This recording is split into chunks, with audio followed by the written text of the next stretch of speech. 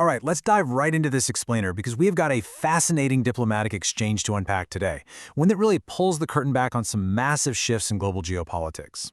Now, if you follow international relations, you know the traditional power dynamics in West Asia have usually followed a pretty predictable script, right? And that script was largely written in Washington. But recently, a surprisingly blunt exchange of words between top officials from the US and Israel kind of cracked that script wide open. We're going to break down exactly what was said, the immense demographic weight behind those words, and what it all actually means for the future of global alliances. It all starts with this recent statement from U.S. Vice President JD Vance. Now, this represents the traditional, long-standing view of Washington-Jerusalem relations. For decades, the narrative has been super straightforward. The United States is the primary, indispensable, and really the exclusive heavyweight cornering Israel's defense and diplomatic strategy. This quote isn't just some off-the-cuff remark either. It reflects a very unipolar mindset, the established belief that when the chips are down in the Middle East, the American umbrella is literally the only one that truly matters. But here is where it gets really interesting.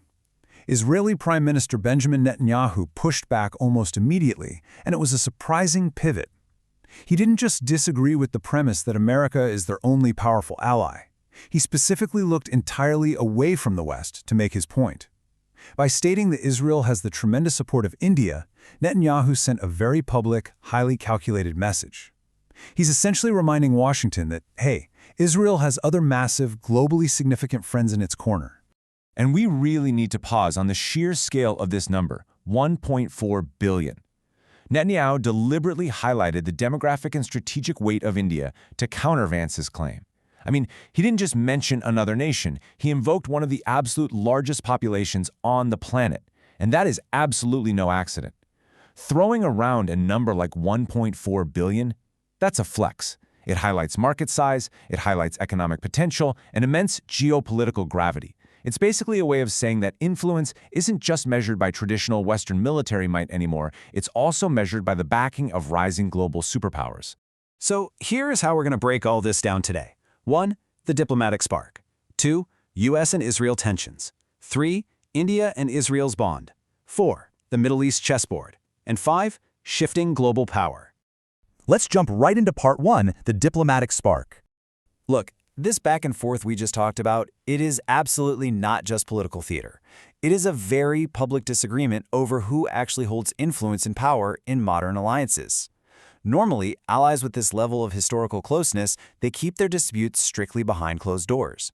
So for the Israeli Prime Minister to publicly disagree with the U.S. Vice President about the exclusivity of American support, well, that indicates a major rhetorical shift.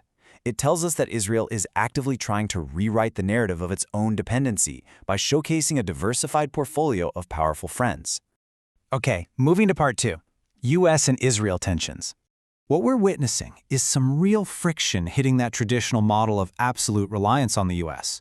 Because of this friction, Israel is actively seeking out emerging global partnerships. Think of it as a diplomatic safety net.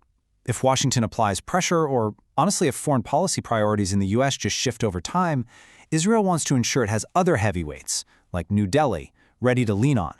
Which brings us to part 3, India and Israel's bond. Let's look at why Netanyahu specifically highlighted India out of all the nations in the world. This relationship definitely wasn't built overnight. If we look at decades past, the early diplomatic foundations were pretty quiet. But in recent years, we've seen this massive, rapid evolution into strong diplomatic, economic, and technological ties. So in the present day, India has legitimately emerged as one of Israel's most crucial geopolitical partners.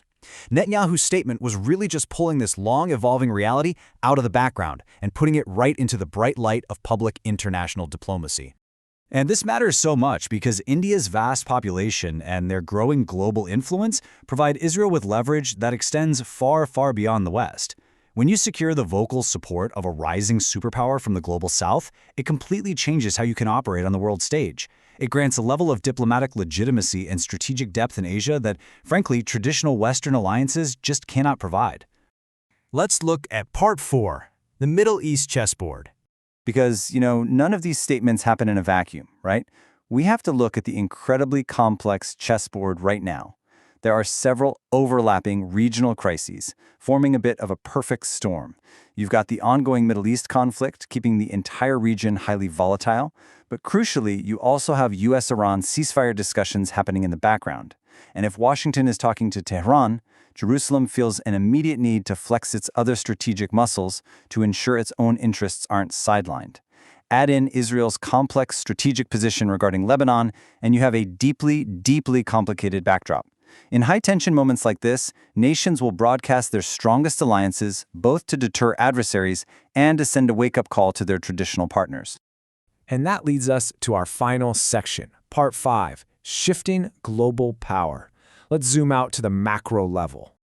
All of these moving parts build into something much, much larger. We aren't just analyzing a bilateral friendship here. We might actually be looking at the foundational elements of an entirely new geopolitical power bloc. Just as a reminder, a power bloc is all about collective strategic influence, groups or nations acting together to alter the global balance. So when a nation like Israel actively leverages its relationship with a giant like India to counter narratives coming straight out of the United States, we are seeing the textbook definition of altering the global balance playing out in real time. The core takeaway from all the source material here is that the traditional unipolar dynamics of West Asia, they are actively shifting. The U.S. used to be the undisputed conductor of this entire orchestra. But now, this changing global power balance sees India pulling up a seat at that exact same table. They are significantly expanding their role in West Asian diplomacy, and in doing so, altering the narratives we are so used to hearing. This completely changes the calculus for absolutely everyone involved, from Tehran all the way to Washington. So I'm going to leave you with this final thought to ponder based on everything we've looked at today. As diplomatic weight and strategic alliances shift from Washington to New Delhi, are we actually witnessing the birth of a new power bloc? Actually, it's more like, are we watching the map of global power be completely redrawn right before our eyes? It's a massive question, and watching how these three nations navigate this new reality is going to be absolutely critical in the years to come.